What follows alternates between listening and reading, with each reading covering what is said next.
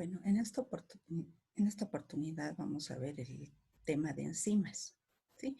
Y bueno, el tema de enzimas básicamente nos va a ser muy útil para comprender todos los procesos metabólicos que ocurren al interior de nuestro organismo. Como ven, aquí les he puesto un gráfico que nos indica que esta es una enzima y tenemos aquí una estructura de una proteína. Entonces, ¿qué hace la enzima? En este caso va a ir degradando, va a ir cortando a una proteína, que es lo que vamos a ir viendo durante el transcurso del tema. Bueno, vamos a empezar con esta frase. La educación no es la respuesta a la pregunta. La educación es el medio para encontrar la respuesta a todas las preguntas. Bueno,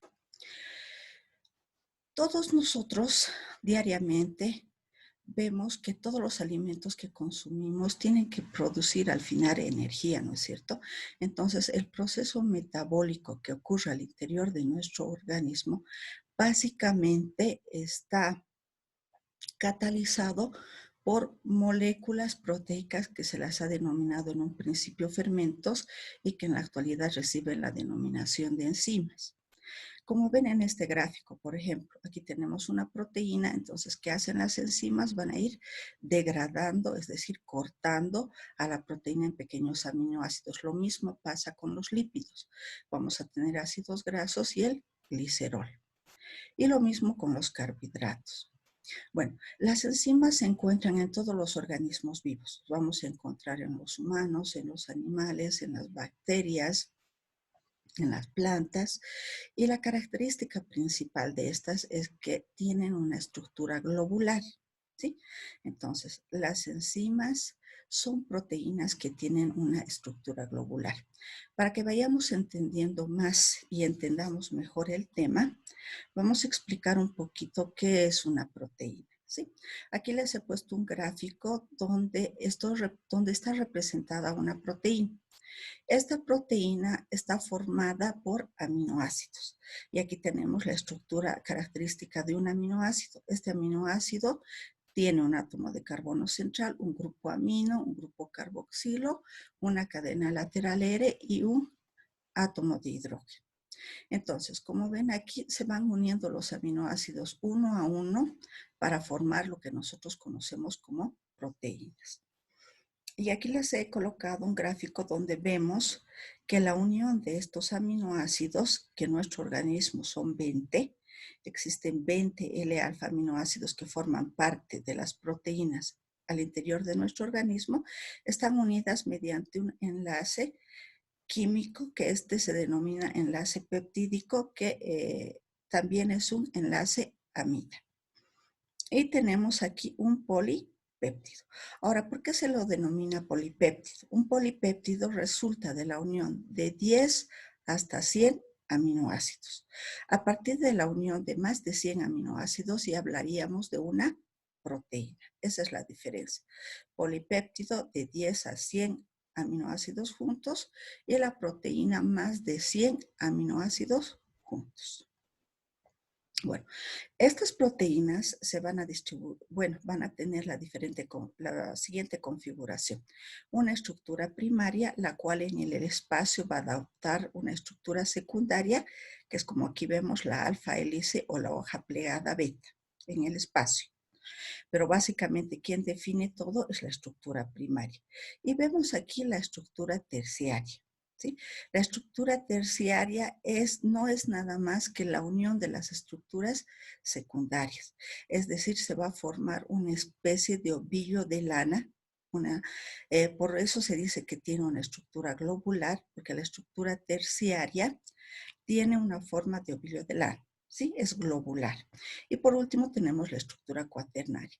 Ahora nosotros vamos a ver, estamos viendo que aquí la estructura terciaria de una proteína es una enzima, ¿ya? Entonces, esta enzima puede estar formada por una sola proteína o puede estar formada por varias cadenas polipeptídicas. Esta parte que vemos acá, que sería la unión de 100 aminoácidos, sería una cadena polipeptídica. Pueden formar varias cadenas polipeptídicas varias cadenas polipeptídicas pueden formar la estructura terciaria, es decir, la estructura globular de una proteína a la cual vamos a denominarla desde ahora enzima.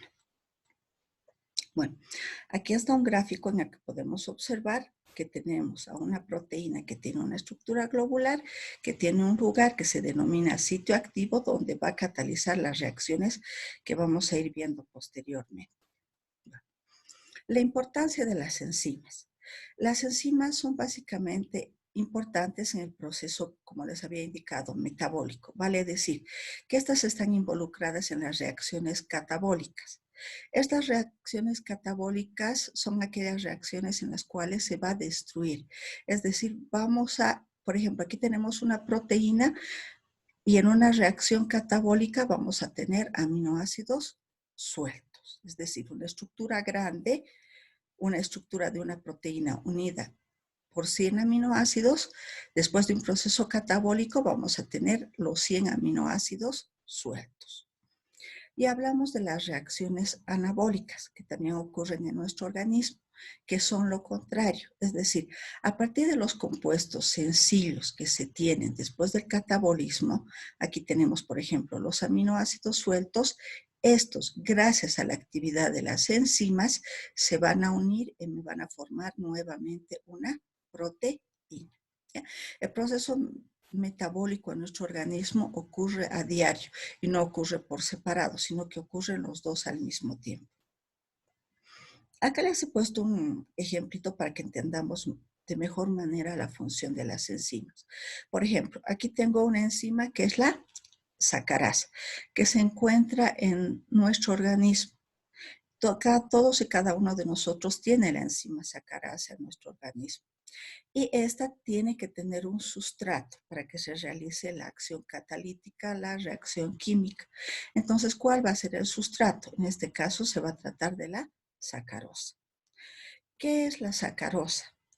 Es el azúcar es el azúcar con el cual endulzamos nosotros, por ejemplo, nuestro desayuno.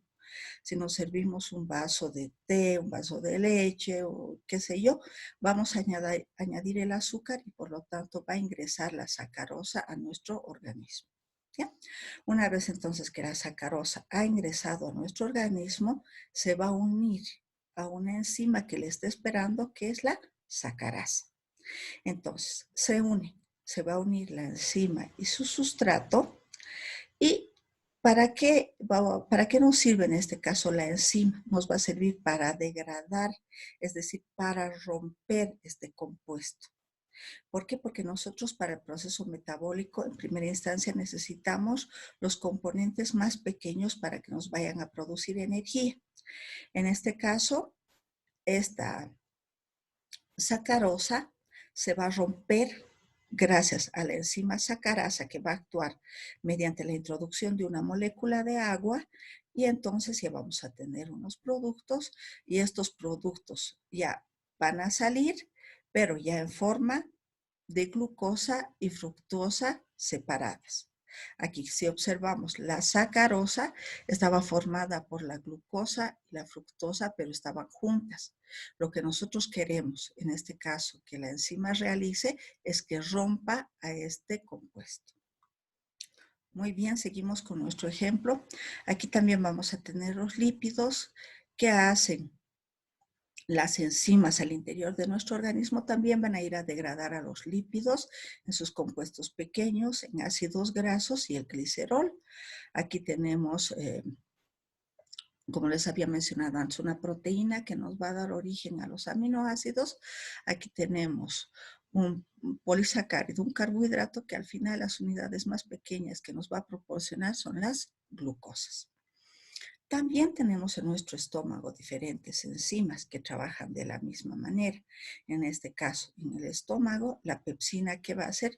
Va a ir degradando las proteínas. Una vez que lleguen al intestino, la tripsina nuevamente se va a encargar de degradarles. Es por eso que estas tijeritas simulan a la actividad de las enzimas, es decir, las van a ir cortando. De un compuesto grande vamos a obtener las unidades más pequeñas. ¿Ya? ¿Y de qué nos sirve todo eso? Diariamente en nuestra alimentación nosotros consumimos carbohidratos, consumimos lípidos, consumimos proteínas, ¿no es cierto? Estas nos van a servir a nosotros básicamente ¿para qué? Para la producción de energía. Entonces, para que se produzca esta generación de energía, tienen que convertirse en sus compuestos más pequeños y lo van a realizar gracias a la actividad de las enzimas. De las proteínas obtendremos aminoácidos, de los lípidos, ácidos grasos, de los carbohidratos, la glucosa, que posteriormente van a pasar al torrente sanguíneo, van a entrar a la célula, se van a convertir en un compuesto que se denomina acetilcoenzima, el cual va a entrar al ciclo de Krebs, nos va a producir equivalentes reductores. Por último, estos van a entrar a la cadena respiratoria. En la fosforilación oxidativa se va a producir el ATP. Y el ATP, como anteriormente habíamos indicado, es la molécula energética de nuestro organismo. ¿Sí? Bueno.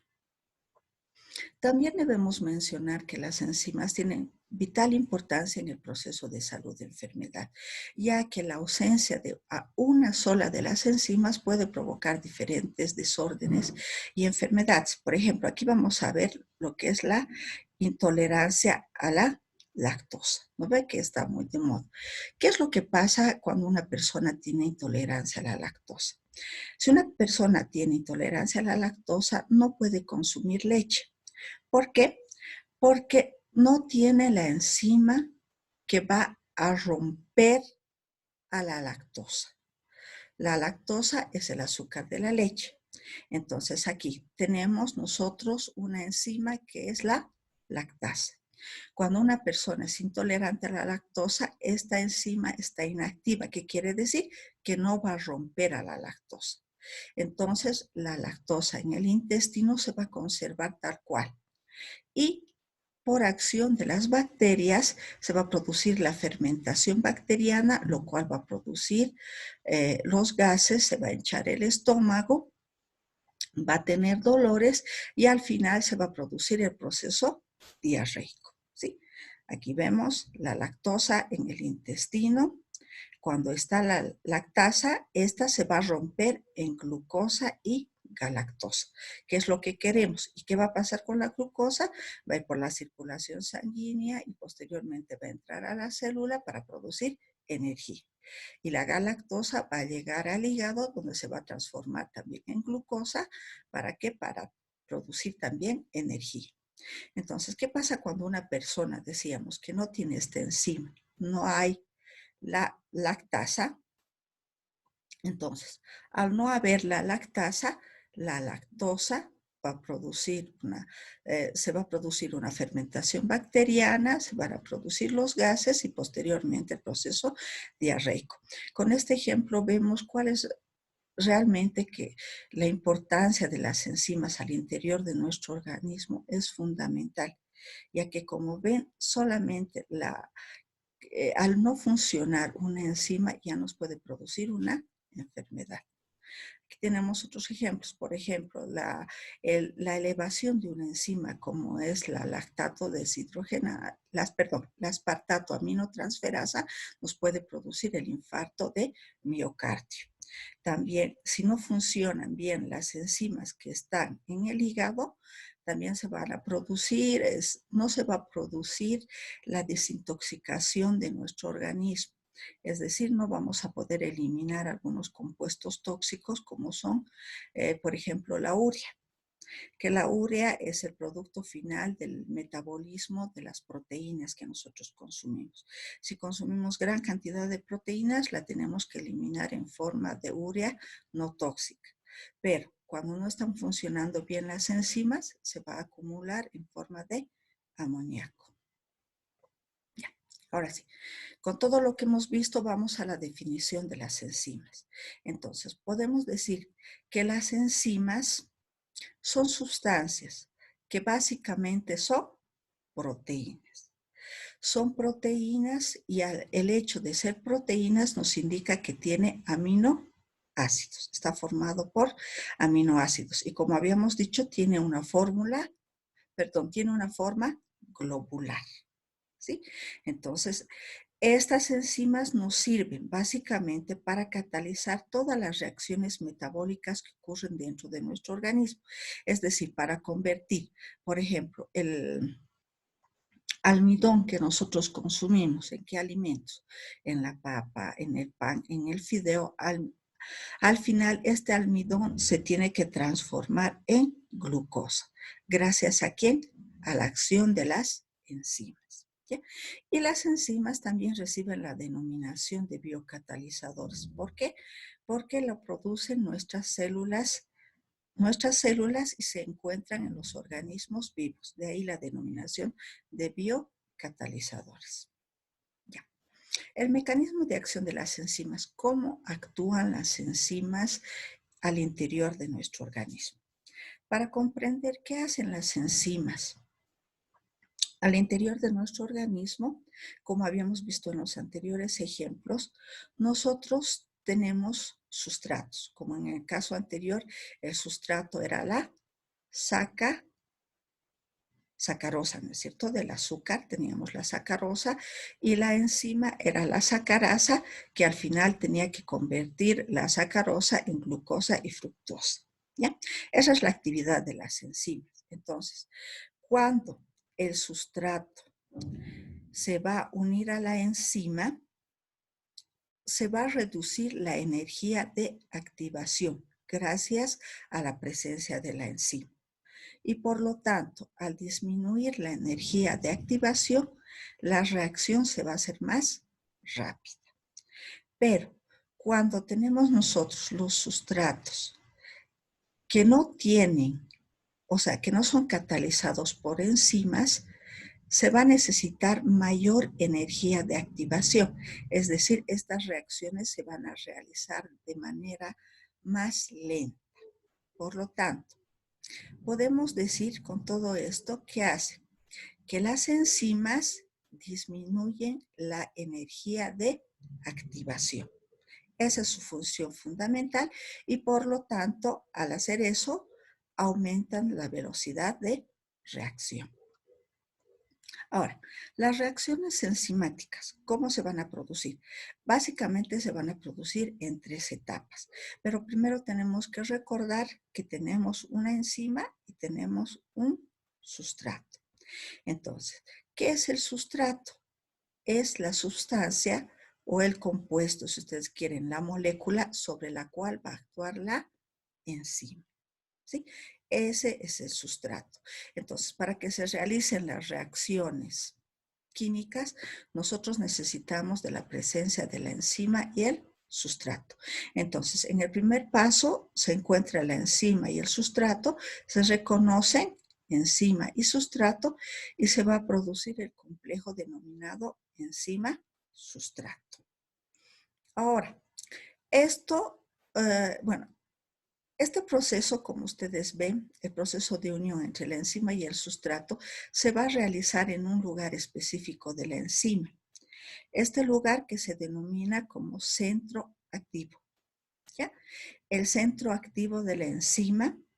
Este centro activo está formado por, como ustedes saben, por varios aminoácidos. ¿Por qué? Porque hemos dicho que la enzima es una proteína que está en su forma globular. Entonces, en toda esta enzima tenemos cientos de aminoácidos. Básicamente, en el centro activo vamos a tener 2 grupos de aminoácidos importantes. ¿Ya? Y para que se una la enzima al sustrato, para que se una estos dos, se van a unir mediante enlaces débiles. ¿Cuáles son esos enlaces débiles? Los puentes de hidrógeno y las interacciones electrostáticas. Muy bien, continuamos.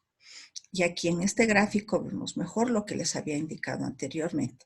Aquí tenemos nuestra enzima que está formado por varios aminoácidos y en este lugar denominado centro activo de la enzima vamos a encontrar los aminoácidos de unión y los aminoácidos que van a realizar la acción catalítica.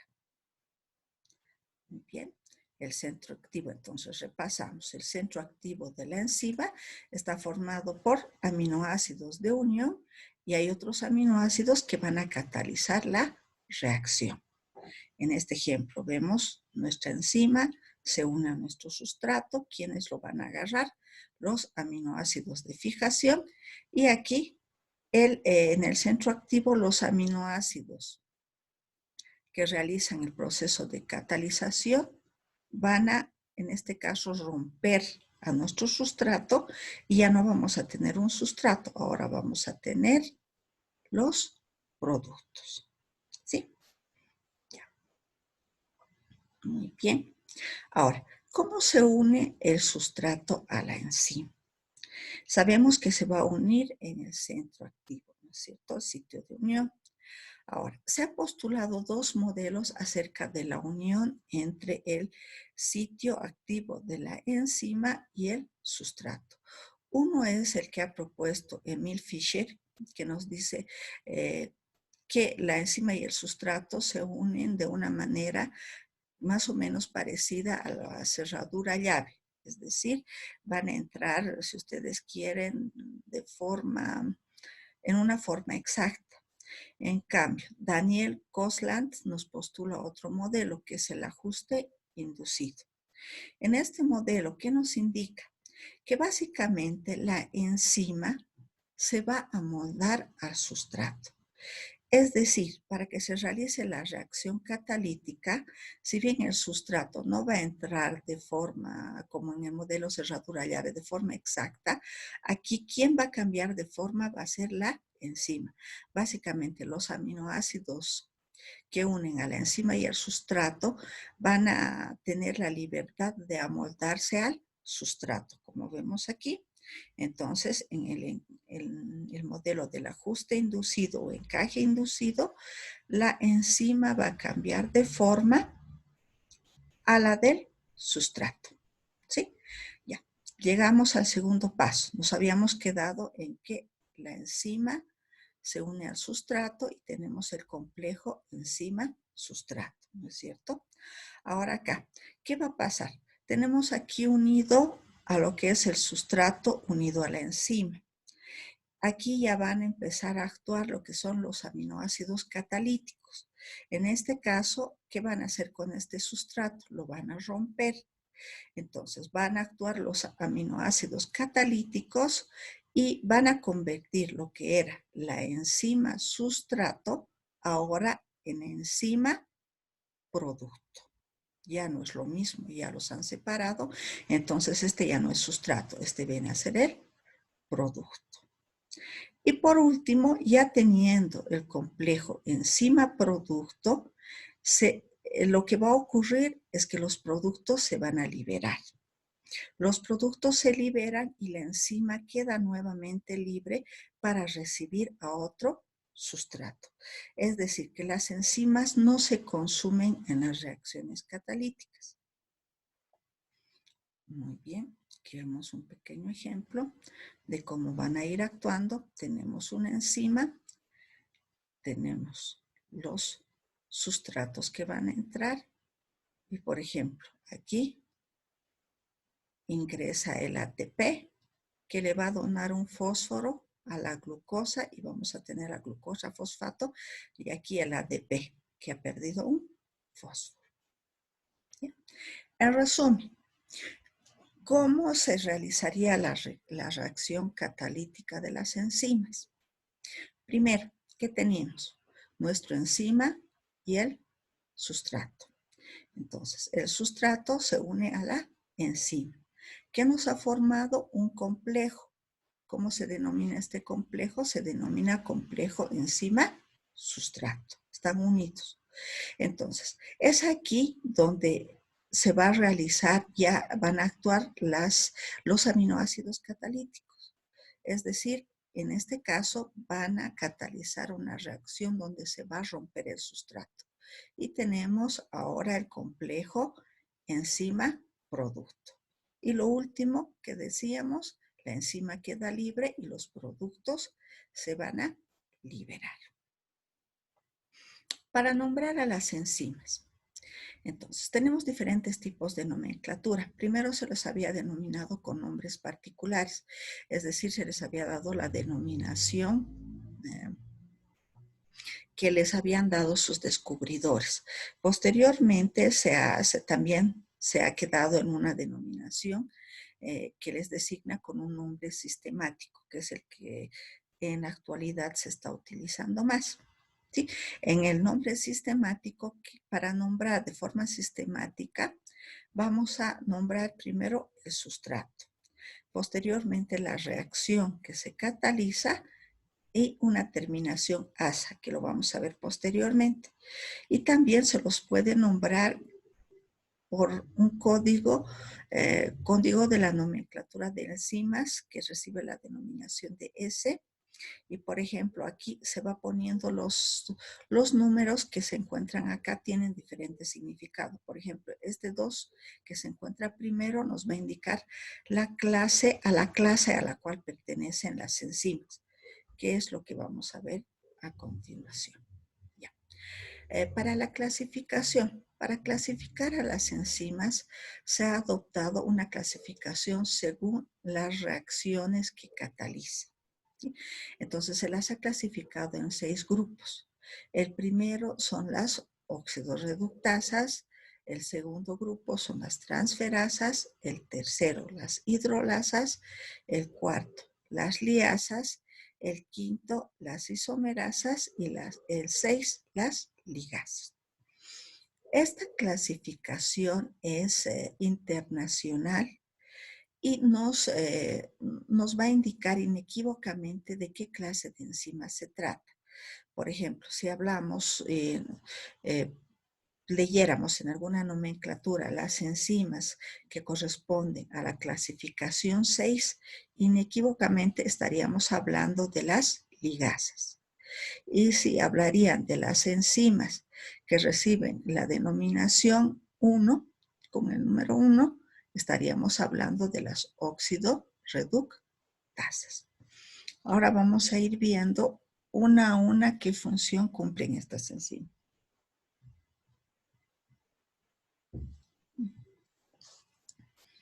Muy bien. En primer lugar tenemos a las oxidorreductasas. Estas enzimas catalizan las reacciones de oxidación y de reducción. Es decir, la transferencia de hidrógenos de un sustrato a otro. ¿Sí? Ya, bueno. Tenemos acá 2 sustratos, un sustrato A y un sustrato B. Y vemos que el sustrato A tiene hidrógeno. Y cuando veamos que un sustrato, como en este caso, tiene hidrógeno, a este lo vamos a denominar, o este es el que se encuentra en su forma reducida. En cambio, el sustrato B no tiene hidrógeno, por lo tanto, se encuentra en su forma oxidada. Pero una vez que ha actuado una enzima del grupo de las óxidos-reductasas, ¿qué es lo que ha ocurrido? Que se ha producido la transferencia del hidrógeno del sustrato A al sustrato B. Ahora vemos que el sustrato A está oxidado y que el sustrato B está reducido. Ya. Veamos este ejemplo. Si vemos acá, nosotros tenemos el compuesto que es un sustrato, que es el ácido málico. Aquí se han resaltado los hidrógenos. Y otra cosa muy importante, las oxidorreductasas van a actuar siempre con la ayuda de las coenzimas. En este caso, las coenzimas más utilizadas van a ser el NAD y el FAT. El NAD y el FAT van a actuar como transportadores transitorios de hidrógenos o electrones. ¿Sí? Ya, bueno. Aquí estos hidrógenos, este compuesto tiene los hidrógenos, en todo caso, este se encontraría en su forma reducida. Y tenemos al NAD que no tiene el hidrógeno y estaría en su forma oxidada. Ahora, estos dos se encuentran en una enzima. ¿Cómo se llama la enzima? Deshidrogenasa. Entonces, esta enzima deshidrogenasa se va a encargar de quitar hidrógenos, por eso dice quitar hidrógenos. Entonces, el ácido málico va a perder sus hidrógenos. ¿Y dónde se van a ir estos hidrógenos? Se van a ir al NAD. Y el ácido málico ahora ya no tiene los hidrógenos y se ha convertido en otro compuesto que es el ácido oxalacético. Entonces teníamos un compuesto reducido, un sustrato reducido, perdón, y uno oxidado. Gracias a la acción de la enzima, ahora tenemos el que estaba oxidado, ahora está reducido, y el que estaba reducido, ahora está oxidado. Aquí tenemos otro ejemplo. Vemos acá estos dos hidrógenos van a ser los que van a ser transferidos al NAD, que es el NAD, es una coenzima importante para la actividad de las oxidorreductasas, que es el nicotin-adenin-dinucleótido. Entonces, gracias a la enzima lactato deshidrogenasa, este lactato va a transferir sus hidrógenos a esta coenzima que es el NAD. Y por lo tanto se va a transformar en otro sustrato, que sería en este caso el piruvato, y como ven, el NAD está ganando los hidrógenos. Este estaba reducido, este estaba oxidado. Gracias a la enzima de oxidorreducción, ahora este está oxidado y este está reducido. Bueno, como les decía, las coenzimas que más se utilizan en estas, para las enzimas de oxidorreducción son el FAT y el NAD. ¿Ya? El FAT es el flavin adenin dinucleótido. En este caso, ¿cómo va a actuar? Aquí tenemos dos hidrógenos. Estos son los que van a ser transferidos al FAT. Entonces, ¿cuál es la enzima que va a actuar? Es la succinato deshidrogenasa, es decir, al ácido succínico se le van a quitar los hidrógenos. ¿Ya? Este está reducido. ¿Por qué sabemos que está reducido? Porque el FAT no tiene hidrógenos. Por lo tanto, este es el que está oxidado. Entonces, después de la reacción de la enzima, ahora este compuesto es el que va a estar oxidado y el FAT va a estar reducido.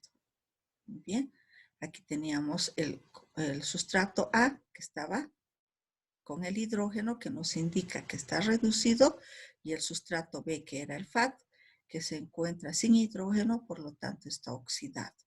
Gracias a la acción de la enzima oxidorreductasa, entonces el sustrato A ha perdido sus hidrógenos, por lo tanto ahora está oxidado y el sustrato B ha ganado los hidrógenos y por lo tanto está ahora reducido. Entonces, esa es la actividad que realizan las enzimas oxidorreductasas, la transferencia de hidrógenos o electrones de un sustrato a otro. ¿Y cuál es la importancia de estas enzimas oxidorreductasas? Son de vital importancia ya que van a funcionar en todo el proceso en el cual se produce la energía. Es decir, estamos hablando de la glucólisis, estamos hablando del ciclo de Krebs y al final de la cadena de transporte de electrones. Como ven, aquí tenemos el FAD en su forma reducida y oxidada y también tenemos por otro lado el NAD. Y esto nos indica que aquí están interviniendo las enzimas de óxido reducción. Son importantes porque al final estas coenzimas reducidas van a perder sus hidrógenos y estos hidrógenos son los que van a impulsar a que se produzca el ATP al interior de la mitocondria. Entonces son muy importantes porque actúan en el proceso de respiración celular. Ya, dentro de estas oxidorreductasas tenemos una enzima que es muy utilizada, bueno, que sirve en el campo de la odontología, ya que esta enzima, que es la catalasa, va a convertir el peróxido de hidrógeno en agua y oxígeno. ¿Y por qué será importante el oxígeno? Nosotros sabemos que por el mal aseo de los dientes se quedan restos de los alimentos, ¿sí? Y estos van a formar lo que es la placa bacteriana.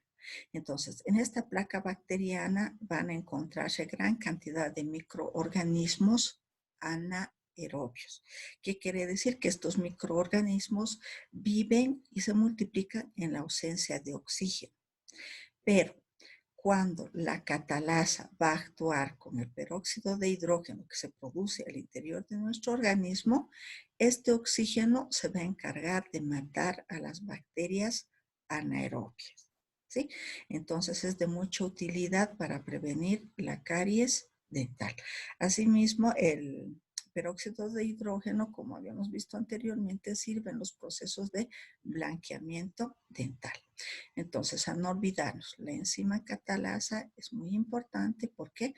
Porque convierte el peróxido de hidrógeno en agua y oxígeno.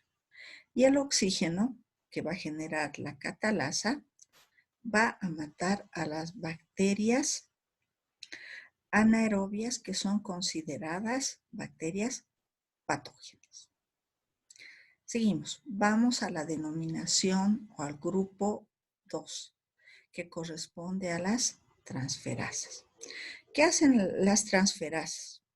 Las transferasas son enzimas que se encargan de transferir, en este caso, grupos químicos que son diferentes al hidrógeno y a los electrones. Entonces, va a transferir otros grupos funcionales, ¿sí? Dentro de estos grupos que va a transferir de un sustrato a otro, como vemos, A, B, tenemos el sustrato C, ahora el complejo AB le va a donar una parte de su estructura al sustrato C, ¿sí?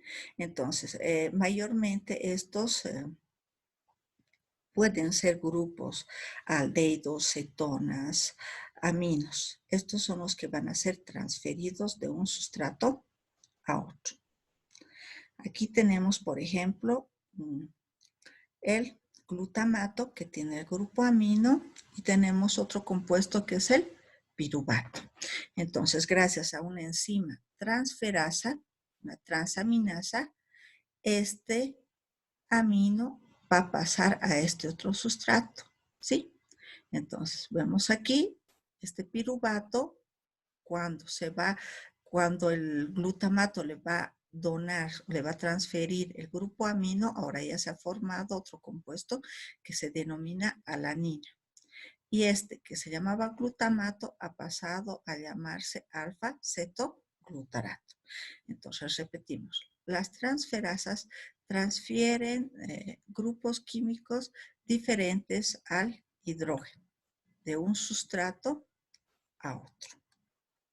¿Ya? Aquí tenemos otro ejemplo donde también se va a transferir el grupo amino. Se pueden transferir grupos aminos, grupos aldehídos, grupos cetonas, como les había dicho.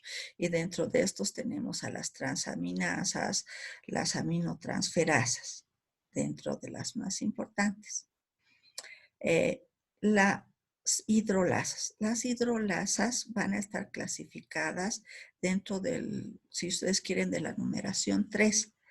Vale decir que si encontraríamos en cualquier bibliografía las enzimas que corresponden a la clase 3, nos estarían hablando específicamente de las hidrolasas. ¿Qué hacen estas enzimas? Veamos en este ejemplo. Estas enzimas se encargan de se encargan de catalizar las reacciones de ruptura de las moléculas, ¿sí? Aquí tenemos una molécula, entonces va a actuar una enzima que es una hidrolasa por la adición de una molécula de agua, y como vemos aquí se va a romper a una parte de la molécula, se va a ir el hidrógeno, a la otra parte el oxidrilo, pero ya se ha roto, es un proceso de hidrólisis. Lo mismo que vemos acá. La urea, la enzima ureasa, que es una hidrolasa, va a romper esta estructura y vamos a tener por un lado esta parte que va a ser el dióxido de carbono y aquí los grupos amino. Aquí tenemos un aminoácido que se conoce como la arginina. gracias a la acción de una hidrolasa que actúa, como les repito, por la adición de una molécula de agua, va a romper esta estructura. La rompe a este nivel y por lo tanto vamos a tener un sustrato que es la citrulina y por otro lado vamos a tener la urea. Entonces, repetimos, las hidrolasas son enzimas que se encargan de romper moléculas mediante la hidrólisis, es decir, la introducción de una molécula de agua. Dentro de las más importantes que están en nuestro organismo tenemos a la lipasa. ¿Qué hace la lipasa? Va a hidrolizar a los triglicéridos, ¿no es cierto? Los triglicéridos son los lípidos que nosotros consumimos en gran porcentaje diariamente. Entonces, gracias a las enzimas que son las lipasas, estas se van a romper y nos van a dar ácidos grasos libres y el glicerol. ¿Qué va a pasar con estos ácidos grasos libres? Van a pasar por un proceso metabólico para que al final nos vayan a producir energía en forma de ATP. Muy bien. Y tenemos la lactosa que habíamos visto anteriormente. Entonces, la lactosa se va a romper gracias a una enzima que es la lactasa, que es una hidrolasa. ¿Por qué? Porque actúa mediante la introducción de una molécula de agua. Rompemos este disacárido y por un lado vamos a tener la glucosa y la galactosa. Pero no nos olvidemos que todas las enzimas que estamos hablando son proteínas que tienen una estructura globular. Son proteínas globulares que tienen un centro o sitio activo donde se va a ir a unir el sustrato y es dentro de la enzima donde se va a realizar la reacción catalítica. Veíamos la sacarosa, gracias a la enzima sacarasa, se va a romper en sus dos constituyentes. Y aquí no nos olvidemos que la enzima tiene una estructura globular. Ya. Entonces, estas enzimas hidrolasas son muy importantes en el proceso catabólico, ya que son las encargadas de destruir la mayor cantidad de los alimentos que consumimos a diario. Por ejemplo, el almidón, gracias a la enzima amilasa, nos va a dar las glucosas sueltas. Y estas glucosas sueltas ya van a poder producir energía al interior, van a poder ingresar a la célula para producir energía. Lo mismo con las grasas o los triglicéridos. En el proceso de digestión va a actuar la lipasa y esta va a romper este triglicérido en glicerina y ácidos grasos. Y la proteína, gracias a una enzima que se denomina proteasa, se va a romper en sus respectivos aminoácidos. Las liasas. ¿Qué son las liasas?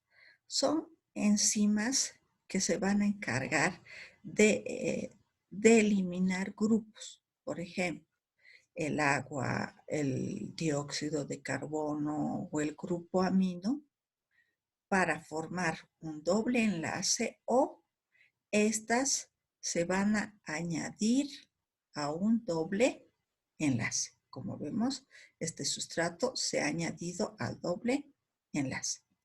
Con este ejemplo vamos a explicar mejor la función de las liasas.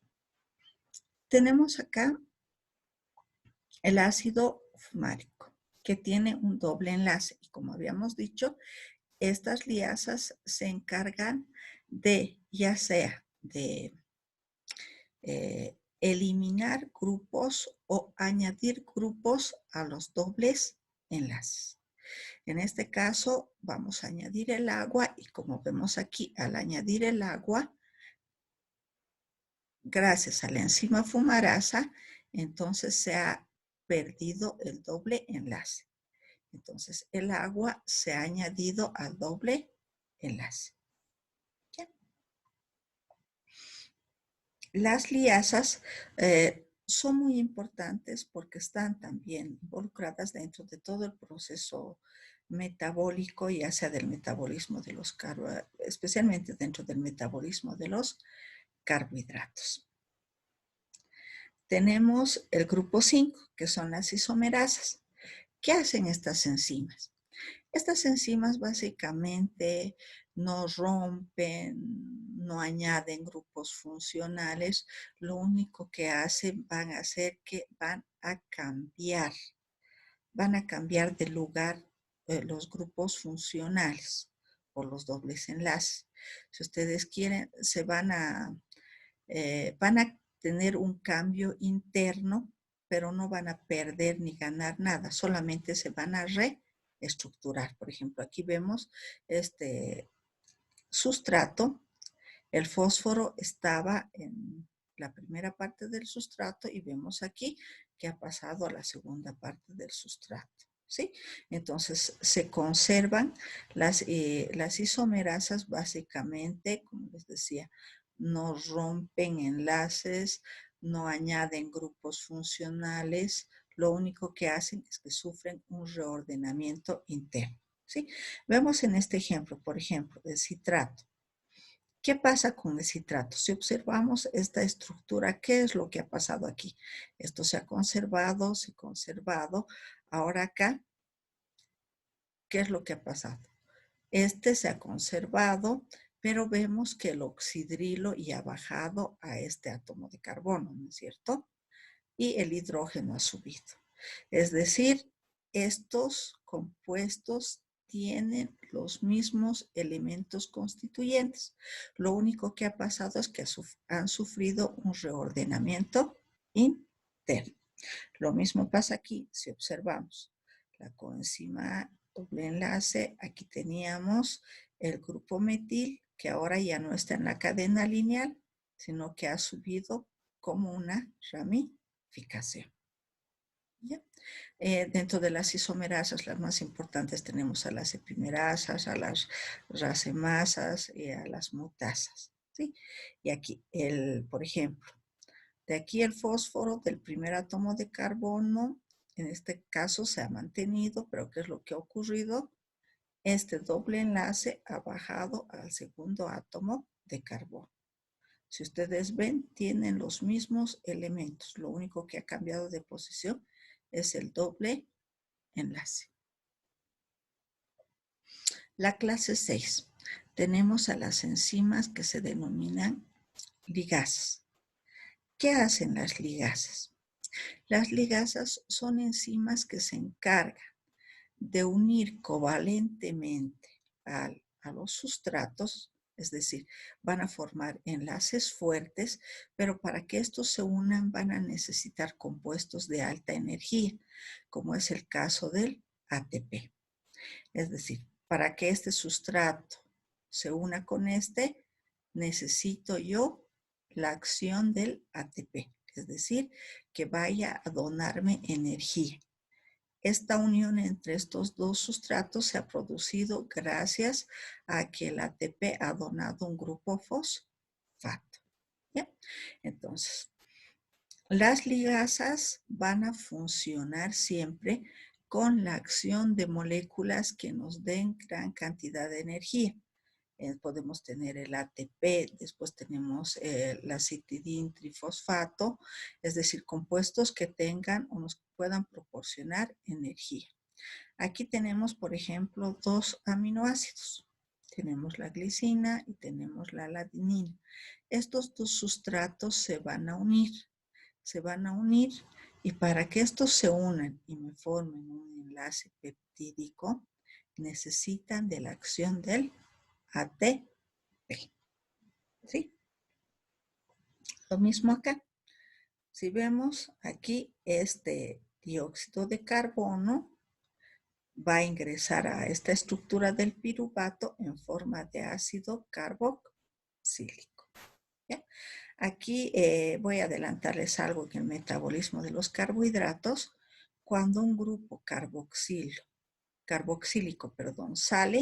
sale en forma de dióxido de carbono.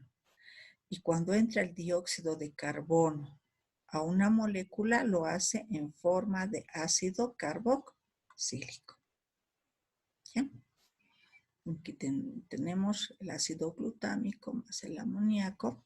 Estos dos se van a unir para formar, que es otro aminoácido que se denomina glutamina, gracias a la acción del ATP. El ATP es el que va a proporcionar la energía para que estos dos puedan unirse. ¿Ya? Continuamos. La clasificación de las enzimas de acuerdo a su complejidad. Ahora, de acuerdo a su complejidad, estas enzimas se han clasificado en dos: las enzimas simples y las enzimas conjugadas. Las enzimas simples básicamente están formadas o solamente tienen una estructura proteica, que quiere decir que están formados solamente por aminoácidos, no tienen nada más, ¿sí? Solamente están formados por aminoácidos, las enzimas simples. Y tenemos las enzimas conjugadas. Ahora, estas enzimas conjugadas se las denomina también holoenzimas. Y las holoenzimas ya son las enzimas activas. Ahora, para la formación de una holoenzima se va a requerir de dos componentes importantes. Uno que se denomina apoenzima y otro compuesto que se denomina cofactor. Es decir, la apoenzima más el cofactor se unen y me va a dar una holoenzima. Y esta holoenzima es una enzima activa. Ahora, ¿cómo conocemos a la apoenzima? La apoenzima es la parte proteica. Vale decir que la apoenzima está formada solamente por aminoácidos. No tiene nada más. Pero el cofactor podemos tenerlos de dos clases. Uno que es el ion inorgánico y otro que es la molécula orgánica. ¿Ya? Ahora, esta molécula orgánica que recibe la denominación de cofactor, a su vez tiene o se puede clasificar de dos formas. Una que se denomina coenzima, y se la denomina coenzima cuando la unión a la apoenzima es débil, o sea, es no covalente. En cambio, se denomina grupo prostético cuando la unión es covalente, vale decir que esta molécula orgánica se va a unir de una manera mediante enlaces fuertes a la apoenzima. Ya, repasamos un poquito.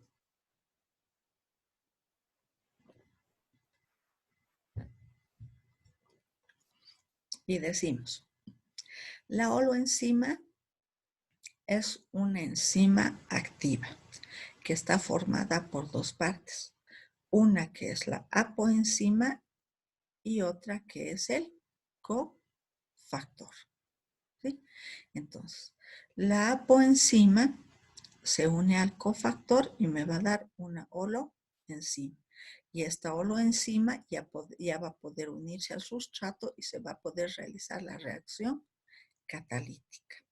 ¿Sí? Entonces, una vez que se ha realizado la reacción catalítica, la enzima queda libre, el producto sale y el cofactor también queda libre. Ahora, repasemos los cofactores. Habíamos dicho, el cofactor puede ser de dos tipos.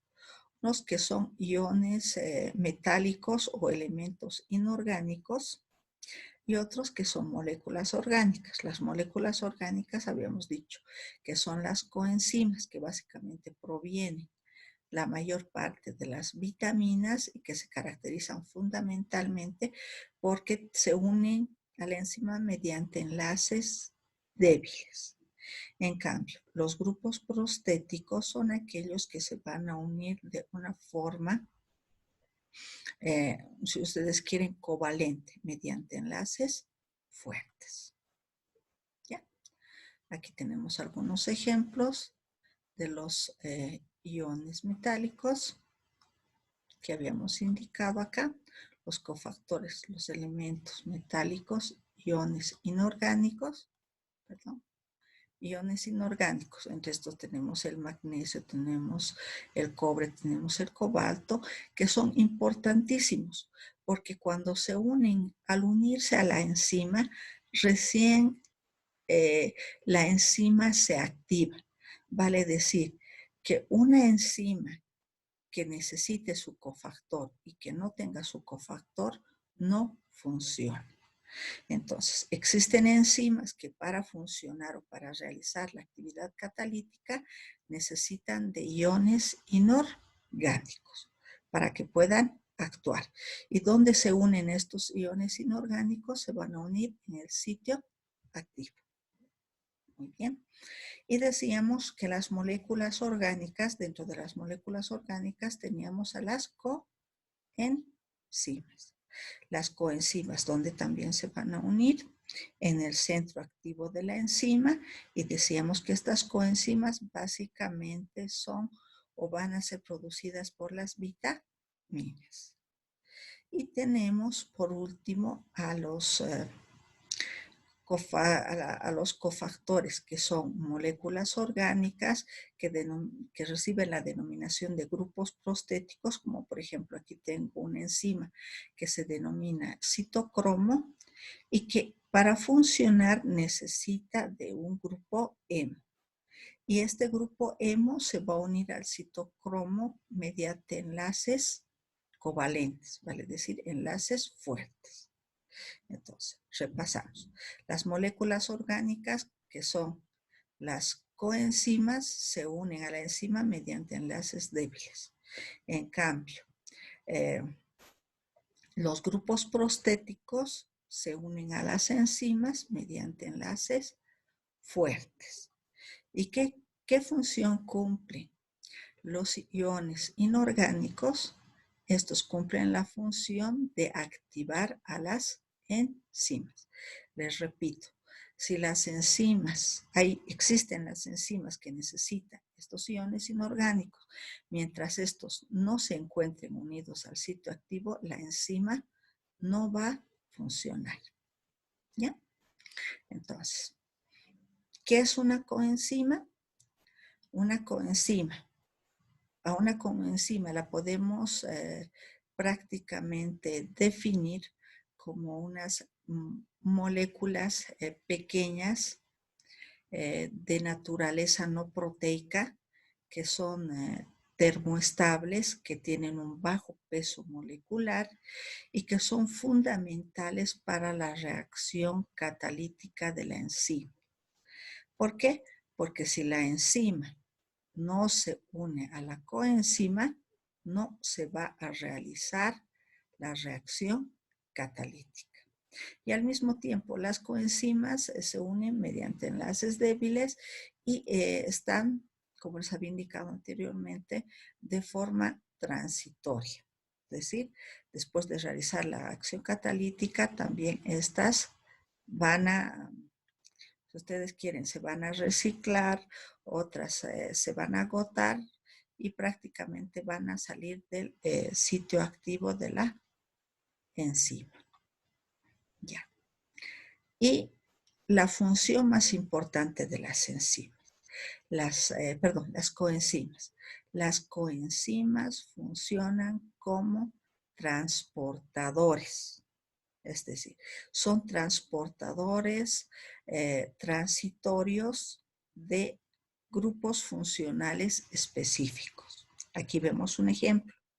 Aquí veo un sustrato con grupo acetil. El sustrato tiene un grupo acetil, va a entrar a la enzima y aquí va a entrar la coenzima A, que habíamos dicho que se conoce también como cosustrato.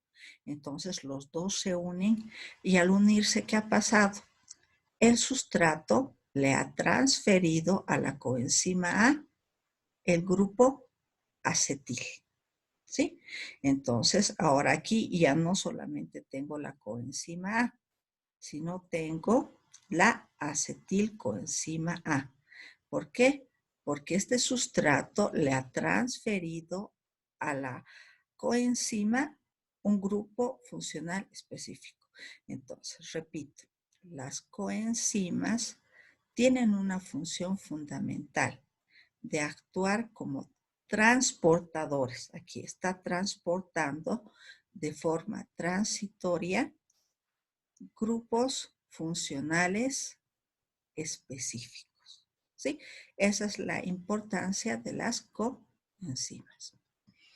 Y dentro de estas, habíamos dicho que las coenzimas básicamente, varias de ellas van a provenir de las vitaminas. Por ejemplo, el NAD. El NAD es el nicotina adenin dinucleótido, que en este caso está con hidrógeno, por lo tanto está reducido.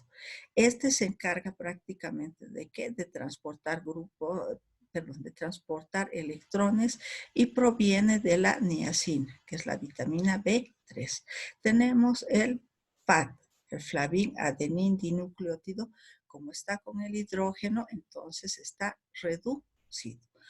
¿De qué se encarga? De transferir también electrones. ¿Y de dónde va a provenir? De la vitamina, que es la riboflavina, conocida también como vitamina B2. ¿Sí? Tenemos también a la coenzima A. ¿Qué hace la coenzima? Va a transportar, como hemos visto anteriormente, grupos acilo, y estos grupos, esta coenzima proviene del ácido pantoténico o pantotenato, que es la vitamina B5. La tiamina pirofosfato se encarga de transferir grupos aldehído y se sintetiza a partir de la vitamina B1, que es la tiamina. La biotina o la biocitina, que se encarga de transportar el dióxido de carbono. El tetrahidrofolato, que se encarga de transferir unidades monocarbonadas y que proviene de la vitamina conocida como folato, vitamina B9 o ácido fólico. ¿Ya? Entonces aquí les he puesto algunos ejemplos para que vean. Esta es la estructura de la coenzima A. Aquí está lo que habíamos indicado, la parte de la vitamina, que es el ácido pantoténico, y aquí está el grupo que transfiere, ¿sí? Aquí también tenemos otro ejemplo que es el flavín o flavina adenina dinucleótido, que en este caso, como se encuentra acá, se encontraría en su forma oxidada porque no tiene hidrógeno, ¿sí? Entonces tenemos el FAT que está oxidado. Posteriormente va a interactuar, va a reducirse y por lo tanto va a ganar el hidrógeno. Y este hidrógeno ya nos indica que está reducido y al final este FAT como coenzima está transportando los electrones o hidrógenos. ¿Sí? Y también tenemos otra coenzima importante, que es la ubiquitina. Entonces, también conocida como coenzima Q, la coenzima Q10. Entonces, ¿qué hace esta? Esta básicamente es una coenzima que tiene una característica lipídica, es decir, se va a encontrar en la membrana interna de la mitocondria. Entonces, está involucrada en las reacciones de óxido-reducción y básicamente esta es muy importante porque se va a encargar de, si ustedes quieren, transportar los hidrógenos al espacio intermembranoso. ¿Para qué? Para que al final estos vayan a producir ATP. Entonces, esta es una coenzima muy importante de las enzimas de óxido-reducción que se encuentra en la cadena respiratoria, que sirve para bombear los protones al espacio intermembranoso para que posteriormente se produzca el ATP. Ya. Ahora, ¿qué tipos de enzimas tenemos? ¿Cómo se están distribuidas las enzimas al interior de nuestro organismo? Tenemos básicamente las endoenzimas y las exoenzimas y las endoenzimas. ¿Cuáles son las características de cada una de estas?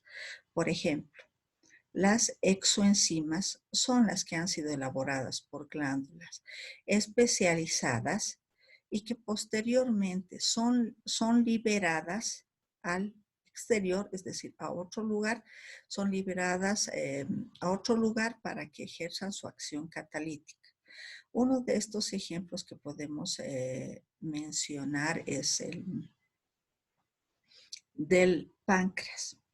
El páncreas va a producir la amilasa pancreática, la lipasa pancreática, que estas no van a actuar en el páncreas, sino van a ir y van a actuar en el estómago y en el intestino, es decir, van a actuar en otros lugares diferentes de los diferentes a los que hayan sido sintetizados. ¿Sí? Aquí tenemos algunos ejemplos, por ejemplo. A ver, uno de estos vamos a escoger. La amilasa pancreática, donde se ha producido en el páncreas. ¿Qué hace? Convierte el almidón en maltosa. ¿Dónde va a actuar? En el intestino delgado, es decir, en el duodeno, ¿no es cierto? Se ha producido en un lugar, pero ha actuado en otro lugar diferente. Y las endoenzimas. Estas endoenzimas básicamente son producidas por las células y ejercen su acción al interior de las células.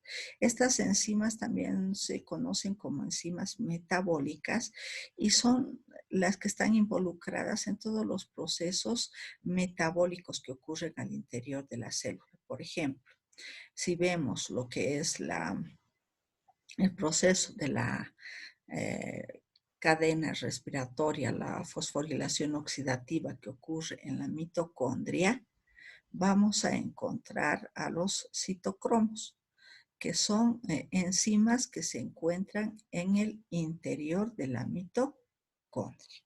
Entonces, las endoenzimas se producen al interior de las células y trabajan al interior de las células. Básicamente están relacionadas con todos los procesos metabólicos que ocurren al interior de las células. Y no pueden funcionar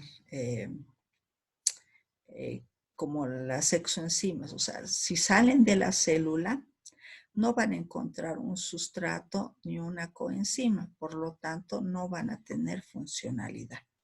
¿Sí? Aquí también les he puesto algunos ejemplos de algunos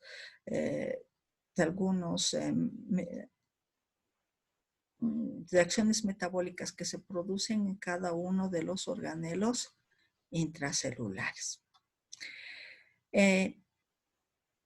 Algo importante que debemos tener en cuenta es que las enzimas también, aparte de catalizar las reacciones metabólicas de nuestro organismo, acelerar las reacciones para que se produzcan de una manera más rápida y eficiente, es que las enzimas nos sirven para poder detectar algún tipo de patología.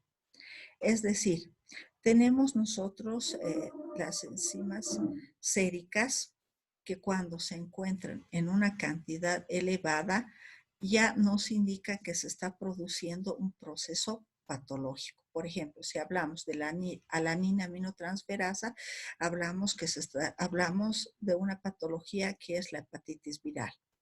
La amilasa en elevada cantidad nos da a entender que se trata de una pancreatitis aguda.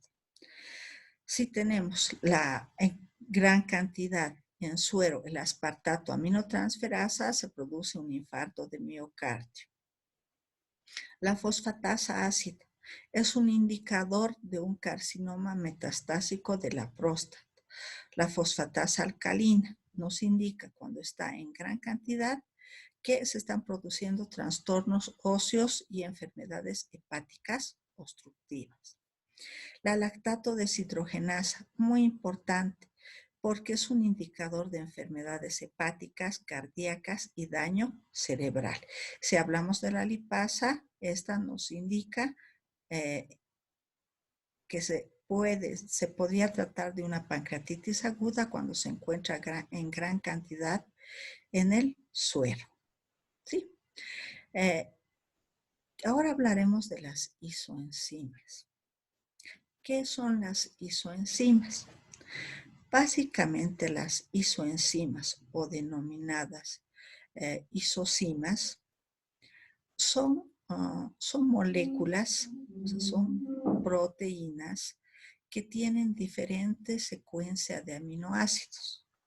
Es decir, tienen una estructura química diferente, si ustedes quieren, pero a su vez catalizan las mismas reacciones en diferentes lugares de nuestro organismo.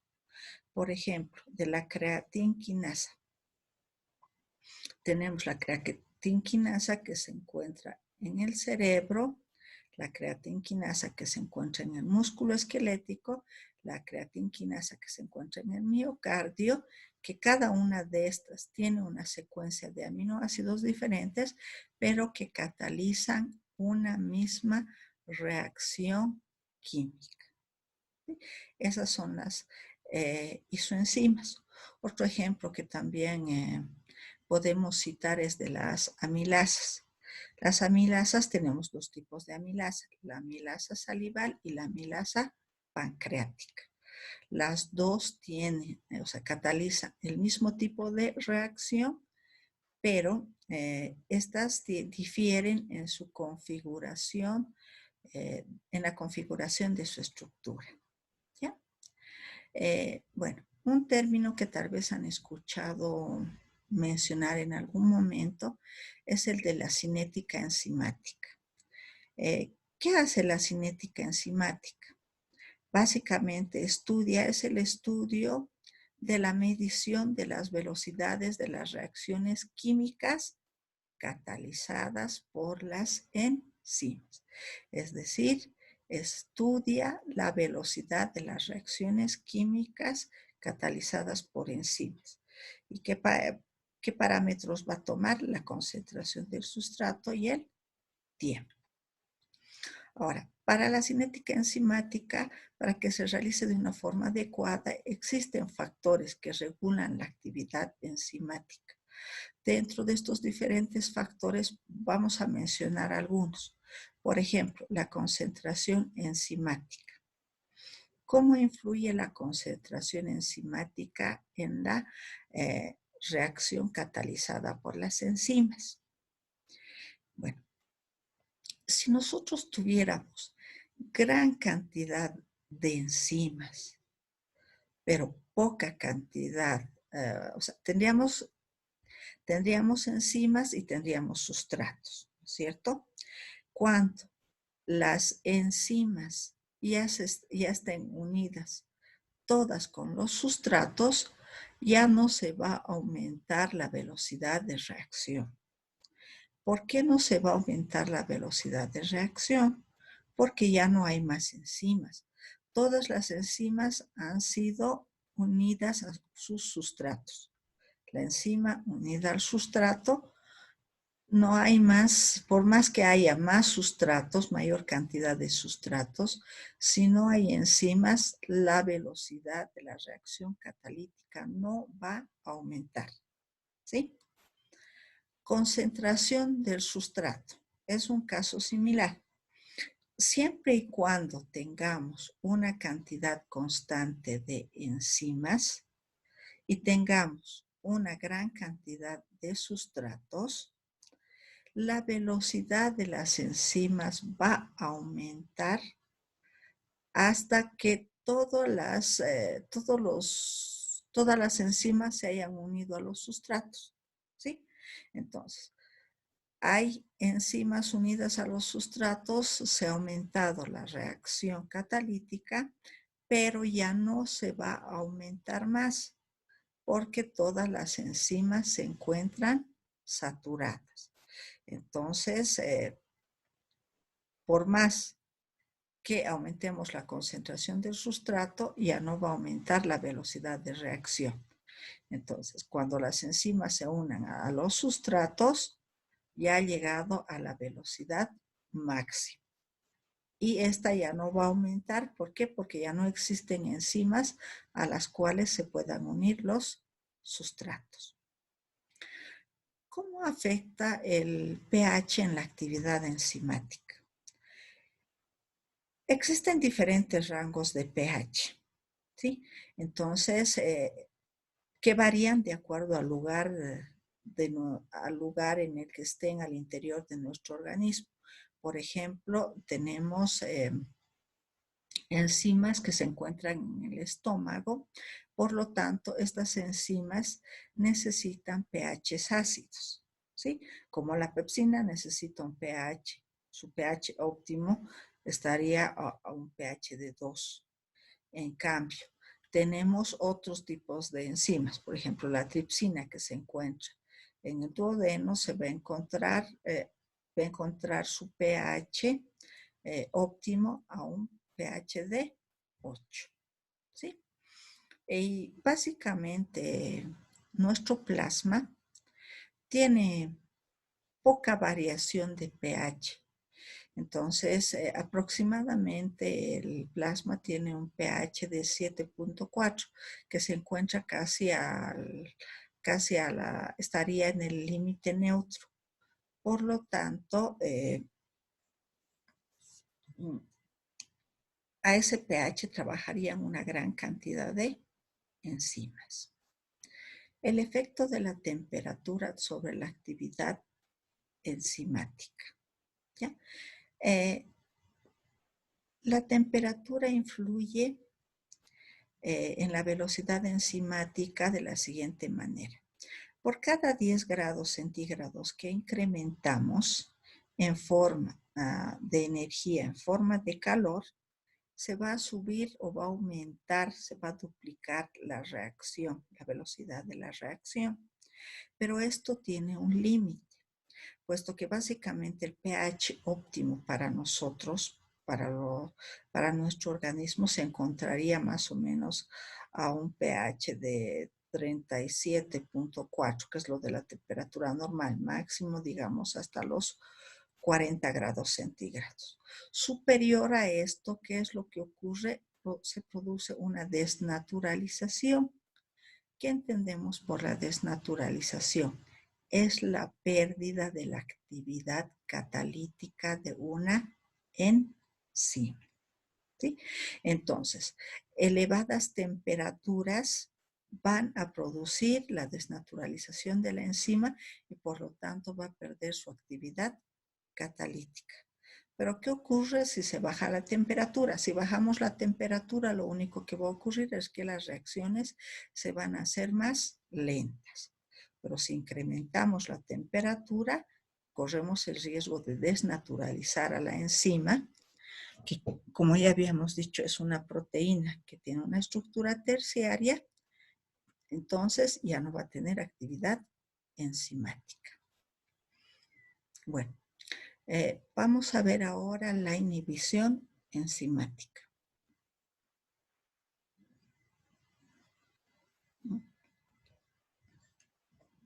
¿Cómo definimos a un inhibidor enzimático? Un inhibidor enzimático es un compuesto que se va a unir a la enzima, y puede disminuir la velocidad de reacción o incluso puede anular la reacción catalizada por la enzima, ¿sí?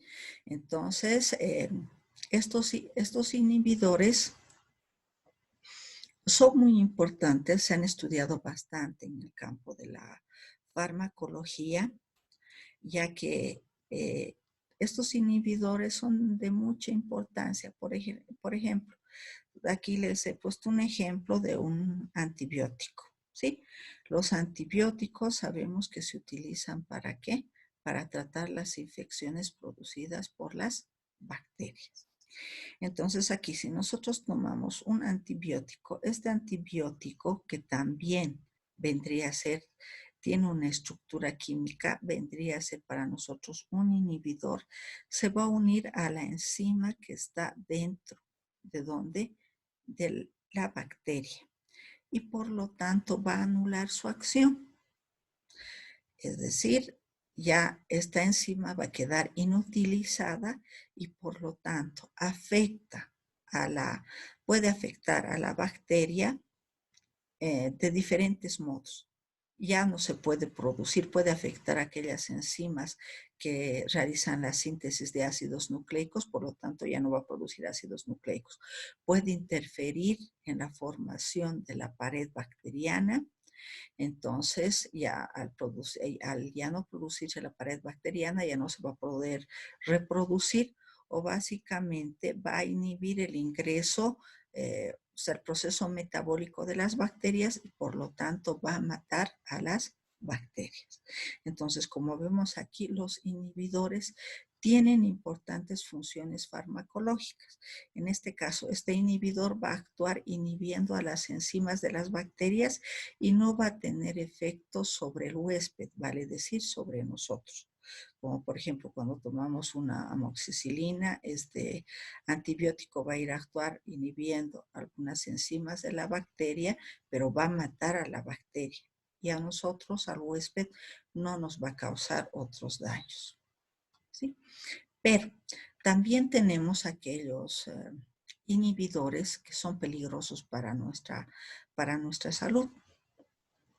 Sí, como hay otros que también son beneficiosos. Por ejemplo, si hablamos de la enzima ciclooxigenasa, esta enzima ciclooxigenasa tiene, tiene una de las funciones más importantes, que es la de producir tromboxanos, leucotrienos y prostaglandinas. Entonces, esta enzima, al producir estos compuestos, va a producir que existan procesos de inflamación y dolor al interior de nuestro organismo. Entonces, ¿qué vamos a utilizar? Un antibiótico, por ejemplo. Una aspirina, si tomamos nosotros una aspirina, nos va a calmar el dolor, ¿no es cierto? Entonces, estos inhibidores sí van a tener, si ustedes quieren, importancia farmacológica. ¿Ya? Entonces, el ácido acetilsalicílico va a servir ¿para qué? Para curarnos de algunas patologías. Aquí también les he puesto un listado de algunos ejemplos que son medicamentos. Por ejemplo, estos, el amburicin, que va a inhibir a qué enzima, a la topoisomerasa 2, y al inhibir esta topoisomerasa 2 vamos a tratar a enfermedades como el cáncer. Es decir, se van a unir a las células dañadas de forma irreversible y por lo tanto estas células ya no se van a poder reproducir. Otra conocida, tenemos un antihipertensivo.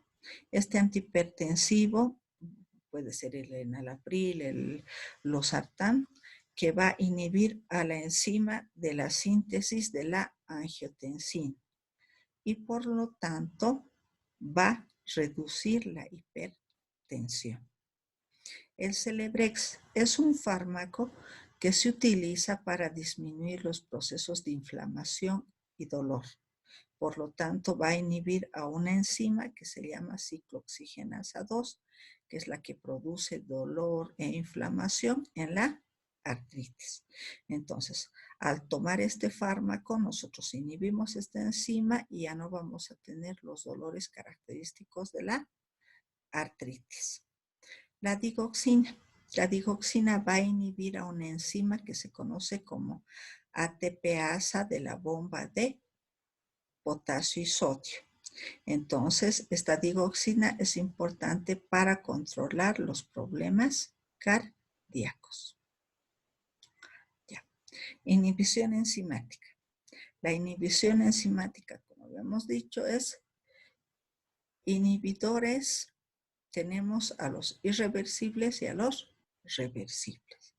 Los irreversibles son los que se unen covalentemente a la enzima y ya la van a inutilizar, van a hacer que ya no se produzca la reacción para la cual están destinadas. Y tenemos las reversibles. Estas reversibles se van a dividir a su vez en tres: la competitiva, la no competitiva y la acompetitiva. ¿sí? Vamos a ver la característica de cada una de estas.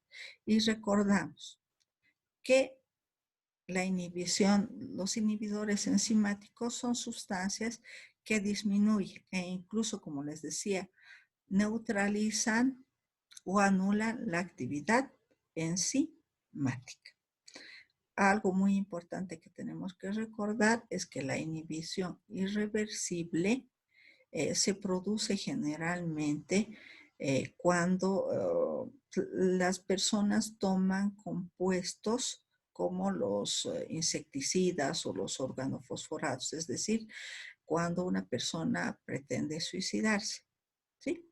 La inhibición irreversible. Entonces, nosotros tenemos la enzima, esta enzima, y tenemos un inhibidor. Entonces, en este caso hablamos de un veneno, el cianuro potásico. Este veneno, una vez que ha sido ingerido, se va a unir a la enzima citocromo oxidasa que se encuentra en la cadena respiratoria. Entonces, este se une e inhibe la enzima. Por lo tanto, se va a producir problemas respiratorios. Se detiene la respiración celular y se produce la muerte por asfixia inmediata.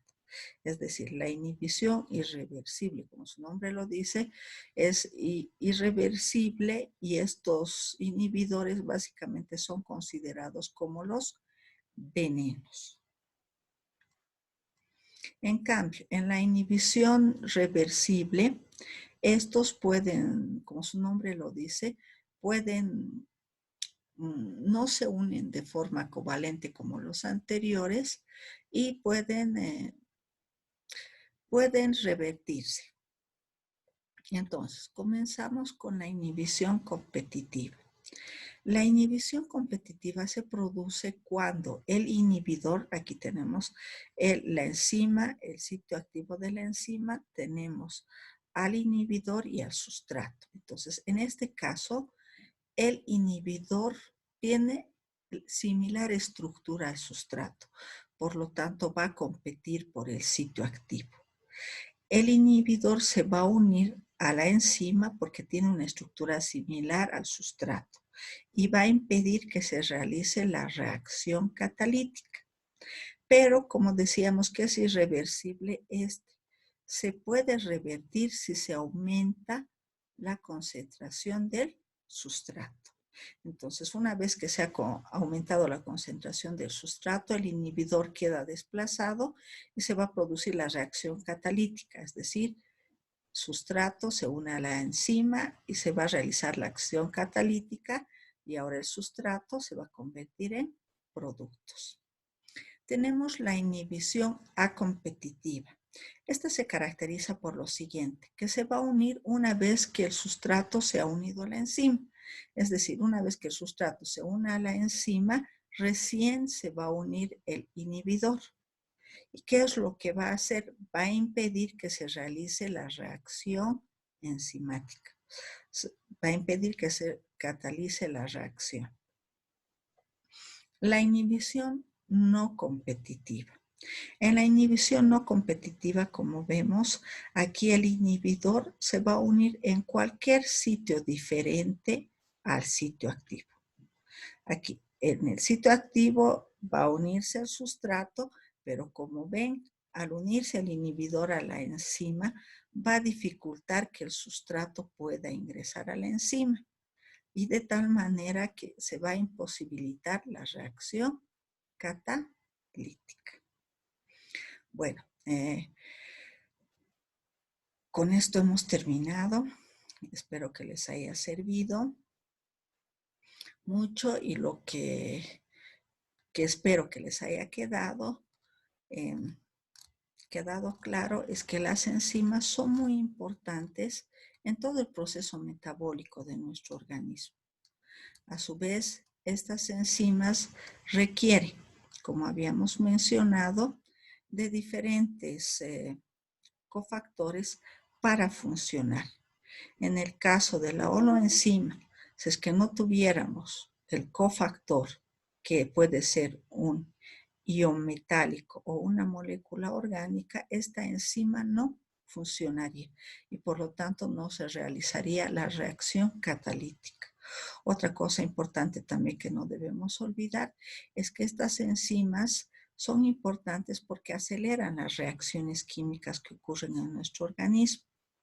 Es decir, que si no existieran las enzimas, las reacciones que ocurren en nuestro organismo, en el sistema biológico, se realizarían de manera muy lenta. Por lo tanto, los beneficios que tienen las enzimas son muy importantes dentro del proceso metabólico. Y para recordarles por último que las enzimas son proteínas que tienen una estructura globular, ¿sí? Entonces, estas proteínas que tienen una estructura globular tienen la función de catalizar las reacciones químicas y regular la velocidad a la cual se realiza. Bueno, eso es lo que les puedo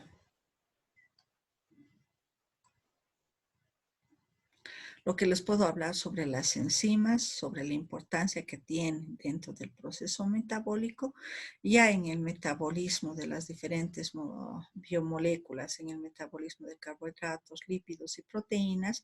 Ya vamos a ir viendo cada una de estas detenidamente por su diferente clasificación y por la acción que tienen dentro del proceso metabólico. Y me despido con eso. Espero que todos se encuentren bien. Cuídense mucho y repasen la parte teórica. También la voy a subir al Classroom para que tengan acceso. Gracias por su atención.